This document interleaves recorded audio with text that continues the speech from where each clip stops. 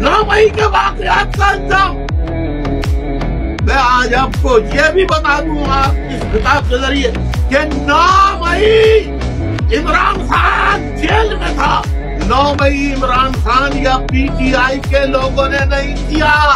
9 مئی فوج ISI نے conspiracy تیار کی تھی پہلے سے کہ یہ کریں گے، پھر لوگوں کے سامنے رونا روئیں گے کہ شہداء کی بے عزتی کرتی شہیدوں کے، اور یہ کور کمانڈر گھر پہ حملہ کر دیا۔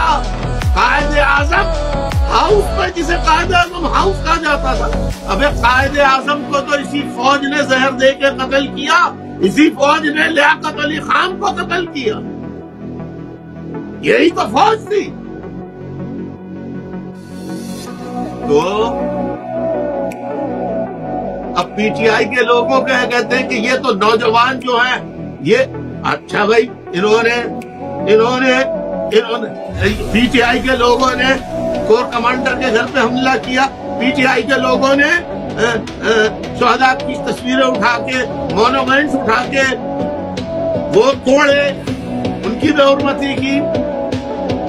یہ آپ کہتے ہیں نا کہ نوجوانوں نے، تو بھائی آپ ان کو پھانسی دیتے نا، لیکن آپ پکڑ رہے ہیں فار ایگزامپل، میں ہزاروں میں نہیں کہہ رہا تھا کہ آسانی سے سمجھ میں آ جائے، پکڑے آپ نے 100، 40 آپ نے کہا کہ یہ بہت ہی بڑے دہشت گرد ہیں، ان کو ذرا اذیت خانے کی طرف لے کے گئے، کسی کو کچھ فلم دکھائی، کسی کو کچھ دھمکی دی، کسی کو کچھ کہا، تو یہ کہا کہ اب تو بیٹا پھانسی ہوگی تمہیں۔ یا دوسرا یہ ہے کہ کیا کیے، استحکام پاکستان میں شامل ہو جاؤ، تحریک استحکام پاکستان میں شامل ہو جاؤ، وفاداریاں تبدیل کرائیں۔ اب آپ کو پتہ لگا پی ٹی آئی والوں کہ پی ایس پی کیسے بنی تھی، اب آپ کو پتہ لگا کہ بہادر آباد کیسے بنی تھی۔